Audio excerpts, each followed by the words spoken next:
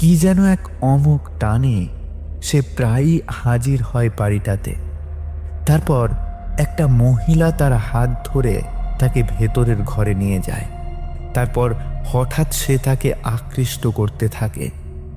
অত্যন্ত সুন্দরী সেই মহিলা তাকে বিছানায় বসিয়ে নিজের আভরণটি জঙ্ঘার উপরে তুলে এনে উঠে আসে তার কোলের ওপর। তারপর তার গোলাপের পাপড়ির মতো নরম ওষ্ঠদয় ডুবিয়ে দেয় তার পুরুষ্টু ওষ্ঠে। ধীরে ধীরে দুজন দুজনকে আষ্টেপৃষ্টে জড়িয়ে ধরে। দুজনেরই শ্বাস ফুলতে থাকে ক্রমশ।